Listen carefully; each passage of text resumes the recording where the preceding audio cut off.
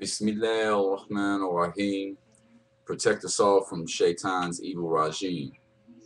The most, in the name of God, the most forgiving, the most merciful, the most compassionate. I would like to share some of my story with you. My birth name is Ronald Phillips, and my Muslim name that I have taken is Talib al-Muhammad. And the reason I took a Muslim name is because in Islam, when you come to the deen, when you come to the religion of Islam, you can take a name if your name means nothing, or if your life before you came to the deen means nothing, then inshallah, which means by the will of God, if you wish, you can take a name. And I chose Talib al-Muhammad, and because it means student of Muhammad. My life, when I was born without a diaphragm. I was born with no diaphragm, so all my insides were pushed up. My heart was pushed over, and I had a lot of difficulties. They said that I had a 25 or 30% chance of living. And Allah was good and gracious to me, and God was good and gracious to me, and He protected me. And again, I was in a car accident when I was 4, and I was sitting on the arm of a chair, and I wound up, we got broadsided by a truck going 65 miles an hour, and I flew a half a city block out of the truck. And I didn't break any bones, alhamdulillah, which means praise be due to God. All praise be due to God. He alone is worthy of worship. And I didn't break any bones, and I had a mild concussion. And then when I was 16, I had been homeless for 2 years, and I'll get to that a little bit in a minute. But I was homeless, and I wound up getting in trouble for breaking into a cop car. May Allah forgive me for my past and the mistakes that I made. But I was breaking into a cop car, and I got caught with the radio. And they said, well, we're sick of you. You've been homeless for 2 years. We're going to call your mother and tell her she has to take you back. So they did, and I got sick. After a while, I became sick. And one night, my mother said she didn't have $50 to take me to the emergency room. And I said, well, if I'm going to die, I'm not going to die here with you. And I walked down the street, and I went to a hotel where my friends were living. And I walked in and said, I'm sick. And I passed out, and they called 911. May Allah reward them. And the ambulance people, they came, and they helped me, and they said, you're puking bile. You need to go to the hospital right away, right away. And I said, nah, my mom, she threatened me. She said, if I go to the hospital, I'm going to be in trouble. But anyway, they took me to the hospital and told my mother that I had an appendix that had busted. And she said, well, he didn't have an appendix because they had taken it out at birth. Well, anyway, this hospital in Orlando, which is in Florida where they sent me from Illinois, it's way better than the hospitals around here. And if I'd have had this happen here in Illinois, I probably would have died. But mashallah, alhamdulillah, they sent me to Orlando, and I got sick there, and they took me to a hospital, and they opened me up, and they came to my mom with a stack of napkins like this and said, you might as well prepare for the worst because we can't save him here. We'll kill him trying to save his life. And Allahu Akbar. They sent me to Orlando Regional Medical Center where I was born, where they saved my life the first time, and they saved my life again, mashallah. Thank you, Allah, for that. And the doctor comes in and he says, I don't know, what purpose you have for being here or who's looking out for you, but I suggest you find out. And still, I was a stupid man. I still did stupid things. I was molested as a child by one of my own family members. Once when I was a very small young boy, and then again when I was older. And when I became older, I brought it to the light, and long story short, I wound up, after a while, I was very troubled as a child. I had a lot of problems. I had a lot of issues, a lot of trials. And my parents' hearts, I believe, was hardened by Allah to lead me to the point that I am to now. And I do not hold or harbor any bad feelings about them, and I will not tell any stories about them on here. I love them, and they are my parents, and I will respect them until the day that I die because they brought me into this world. And if they did me or treated me unfairly, it was only because it was the will of Allah. and the will of Allah to bring me to the point to where I am now, where I realize that the only one who is worthy of worship, or the only one who will truly ever love you unconditionally, is God himself. And this is the truth. So I thank him for everything, even my misconduct and my mistakes, because my mistakes and my misconduct have taught me lessons and educated me, and Allah has never left my side. He carried me through all of my storms and trials, and I have had some serious storms and trials in my life, as we all have. But my hope and my heart wishes only that my trials and my tribulations be a light of hope for other people in my situation. For people to never be ashamed or never be afraid to tell their story, and never be ashamed or afraid to talk about the mercy and forgiveness of Allah, of God. And my hope is that I become the man that God created me to be, so that I be a light for his truth and justice. And may I always stand up against injustice, and may Allah always protect me from arrogance and pride and haughtiness. This video is not about making raya, it's not about showing off, it's about extending what a man like me can extend to people in the world who I cry for, who I make prayer for, who I don't know and have never met, who I've never spoke to. This video is about giving hope and love. This video is about telling the truth. As a young man, I left home at 14 years old, and I wound up homeless, and made my friends who took me in, whether they be right or not, may they be led to the light of Allah, and may they be rewarded for helping me when in a time of need, for their compassion that they had upon me.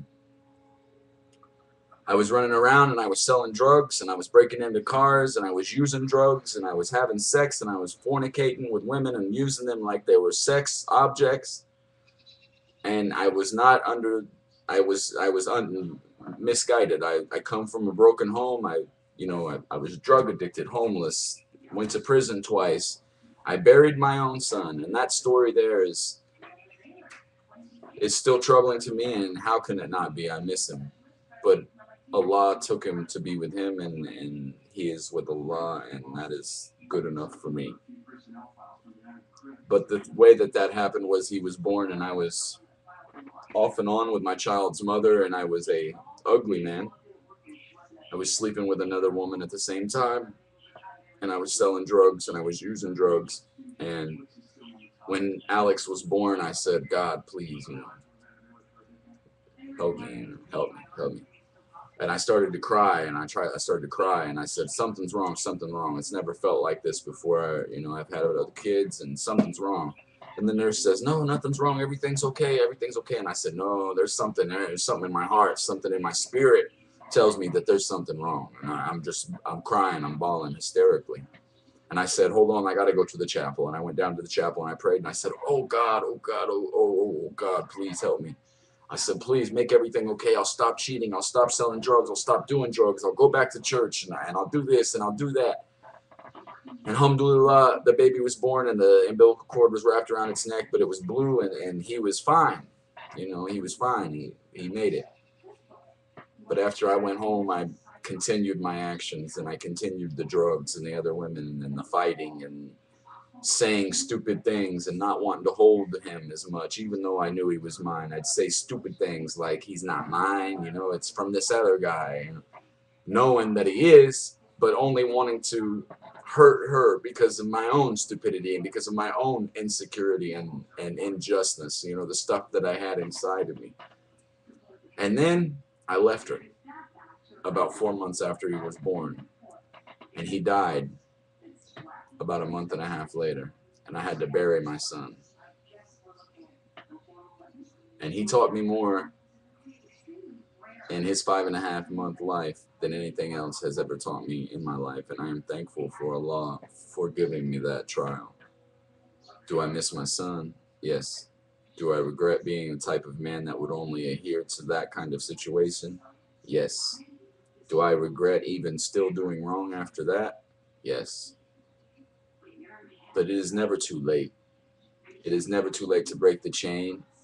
of mistakes. It's never too late to break the chain of oppression or lies or misguidance. If you turn to the one true creator of the heavens and earth and say, "Help me," and stand naked before him as a child, drop your perceptions, drop your pride and arrogance and what you think you know about this world and this illusion that they call the world, this life. Drop all of these things and perceptions and pride and arrogance and come humbly to your Lord. Come humbly to your God and say, "Help me. I believe in you. I believe in you." And inshallah, he'll help you and he'll open your eyes and he'll uncover your heart. When it speaks in the Bible and in the Quran about people who have a covering on their eyes and their heart, it's speaking of a spiritual covering. They cannot see, they cannot feel with their heart, they cannot hear with their heart what the Spirit is doing around them. I believe that God is one, that He sent the messengers, He sent Jesus, He sent Muhammad, He sent these messengers of Himself, to give us a message from Him. They did His will, not their own. They did His message, not their own. And this is what I believe. And I believe that the truth of God is undeniable. And anybody that can't accept the truth of God, that it's undeniable, is a miscreant. Is something inside of them that is devilish. Something inside of them has arrogance or pride, whether it be their religion or whether it be their haughtiness or their perceptions of life and the world and the way that it is set up. And they're only worried about their own salvation and everybody else is wrong except for the ones who does this, and I'm not going to love you if you do that. And that's not what I believe is good. I believe that we should all love each other. I believe that none of our religions teaches us to hate each other. And the Quran says, "O Muhammad, you are those who love them, though they love you not." And in the Bible it says, Christians, love even your enemy. Love even the ones who persecute you. And also, we can never be ashamed or scared to be different or tell the truth. Because when I was a Christian, I was studying to become a pastor. I was studying to become a minister, a preacher of the word, because this is what I've always wanted to do since I came to God. In the last 6 or 7 years, I've always said, well, I want my ministry to start, and I want to help people and I want to do this. But Christianity limited what I could do, limited me as far as loving others and telling the truth of God. And when I came to my preachers and I said, well, what about the Muslims and the Jews? Even though I'd never studied Islam or Judaism or any of these other types of things, I never had that totality. And they said, well, you maybe, I don't know, maybe you have something in you, maybe you have a demon inside of you, a devil inside of you. And I said, why? Because I said that I don't think that Jesus or God or whoever is the judge is going to throw out a man who's righteous, who loves him because he did it in another name or because of another religion. You think that I'm wrong for that? And I told them, I said, well, then see that I'm not amongst you guys. And I went about my way and I left organized religion and I prayed to God and I asked God, I said, please forgive me. Please forgive me if this is not true. If I'm not supposed to love the Muslims and the Jews, please forgive me. If there's not many ways to your love, but only one way to satisfy it, please forgive me. Because I believe that any man who does the will of Allah and that loves other people for the sake of the Creator, understanding that he's human and he's ignorant and there's no way of knowing the truth, so you should love everyone. And these are the types of things I asked him. I said, please forgive me. I'll accept you for whatever you are, however you are, because I cannot deny the reality of you. I cannot deny the reality of this illusion that we call the world and how ugly it is and how the kids are starving and how babies are being blown up with bombs and how the food is poisoned and they tell us lies and they treat us like we're able to be just discarded like trash, the common people and the people that are underneath the elite, how they treat us this way. Please forgive me. Please forgive me, God. And he kept leading me into these books and leading me stronger and stronger into this feeling of oneness, that everything was created together from the same source and nothing was comparable to God. Nothing. You cannot embody God in one religion or one truth or one man or one thing, because nothing has the qualities that God has. You cannot fully describe him. You cannot fully understand him by human words alone. And alhamdulillah, Allahu Akbar, I came to the deen on December the 25th on Christmas Day, 1 month after my 30th birthday. And do I love Jesus Christ? Yes, I love Jesus Christ, and that's exactly why I became a Muslim, because I believe that the Jesus I love and the Jesus that I know is pleased with my decision, is pleased with the man that I am becoming today. And I believe that he would accept me, and I believe that he would love me and hug me and tell me, Allahu Akbar. May we all be led to peace, justice, and truth, and may we never be afraid or scared to stand up for what is right.